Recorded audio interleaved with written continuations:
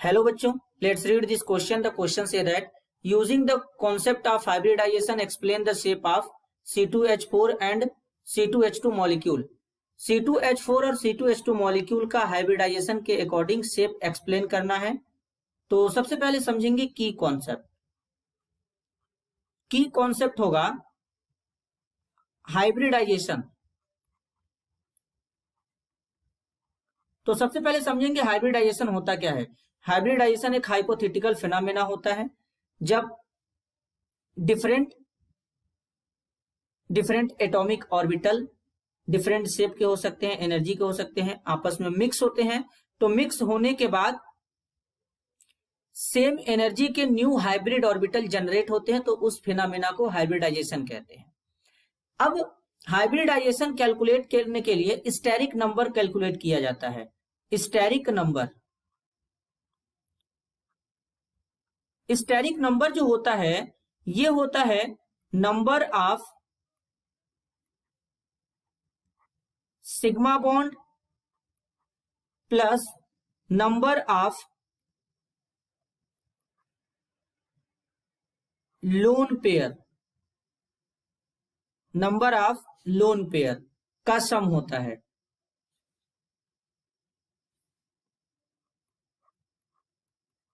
इनका सम जो होता है वो स्टेरिक नंबर कहलाता है। अगर स्टेरिक नंबर 2 होगा तो हाइब्रिडाइजेशन sp होगा, और अगर स्टेरिक नंबर 3 होगा तो हाइब्रिडाइजेशन sp2 होगा, और जब स्टेरिक नंबर 4 होता है तो हाइब्रिडाइजेशन sp3 होता है। जब हाइब्रिडाइजेशन sp होता है तो बॉन्ड एंगल होता है 180 डिग्री का, 180 डिग्री का। और जब हाइब्रिडाइजेशन sp2 होता है तो बॉन्ड एंगल होता है 120 डिग्री का। और जब हाइब्रिडाइजेशन sp3 होता है तो बॉन्ड एंगल यहां पर होगा 109 डिग्री 28 मिनट। और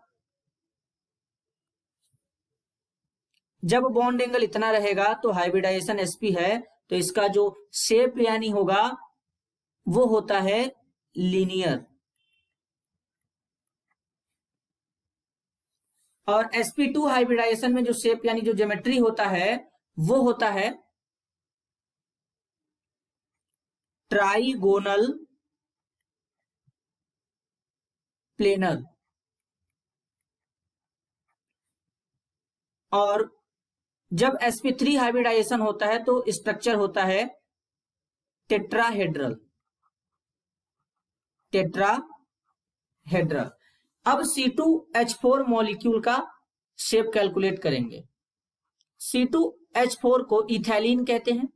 कार्बन कार्बन के बीच में डबल बॉन्ड आएगा, यहां पे 2 हाइड्रोजन इस तरीके से लग जाएंगे, इसके साथ भी 2 हाइड्रोजन यहां पे जुड़ जाएंगे। कार्बन का वैलेंसी 4 होता है तो कार्बन के पास लोन पेयर नहीं होता, केवल यहां पे सिग्मा बॉन्ड काउंट करेंगे, पाई बॉन्ड। जब डबल बॉन्ड होता है तो 1 सिग्मा 1 पाई होता है, और ट्रिपल बॉन्ड में 1 सिग्मा 2 पाई होता है, सिंगल बॉन्ड हमेशा सिग्मा होता है। तो इस कार्बन के लिए कैलकुलेट करें तो ये सिंगल बॉन्ड है, सिग्मा होगा, ये भी सिग्मा होगा, इसमें 1 सिग्मा 1 पाई होगा, यहाँ पे सिग्मा, यहाँ पे सिग्मा। अब इसको मान लेते हैं कार्बन फर्स्ट, कार्बन सेकेंड। दोनों कार्बन का सबसे पहले हाइब्रिडाइजेशन कैलकुलेट करेंगे। तो यहाँ पर 3 सिग्मा है, लोन पेयर 0 होगा, तो 3 सिग्मा मतलब स्टेरिक नंबर 3 बनेगा। तो 3 के रिस्पेक्ट में इन दोनों कार्बन का जो हाइब्रिडाइजेशन होगा वो sp2 होगा। अब sp2 होने का मतलब है कि यहां पर बॉन्ड एंगल होगा 120 का, बॉन्ड एंगल हो जाएगा 120 का।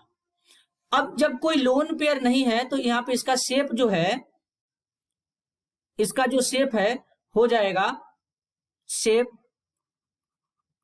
जाएगा ट्राइगोनल प्लेनर, इस तरीके से। अब एसिटिलीन का कैलकुलेट करेंगे। C2H2 यहां पे है, कार्बन कार्बन के बीच में 3 बॉन्ड बनेगा, इस तरीके से हाइड्रोजन यहां पे लगे रहेंगे। अब यहां पर सबसे पहले सिग्मा और पाई को कैलकुलेट करेंगे। तो सिंगल बॉन्ड है तो सिग्मा हो जाएगा, ट्रिपल बॉन्ड में एक सिग्मा, 2 पाई हो जाएगा और यहाँ पर ये सिग्मा हो जाएगा। अब 2 सिग्मा है एक कार्बन के लिए, तो स्टेरिक नंबर 2 बनेगा, और स्टेरिक नंबर 2 बनने का मतलब हाइब्रिडाइजेशन हो जाएगा, दोनों कार्बन का sp हो जाएगा। अब sp हाइब्रिडाइजेशन होने का मतलब यहाँ पे बॉन्ड एंगल हो जाएगा, बॉन्ड एंगल हो जाएगा 180 डिग्री का। तो इसका जो शेप बनेगा, कोई लोन पेयर तो है नहीं, तो इसका जो शेप बनेगा वो हो जाएगा लीनियर।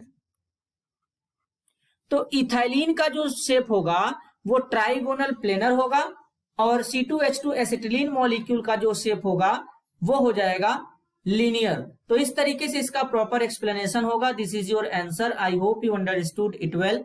All the best.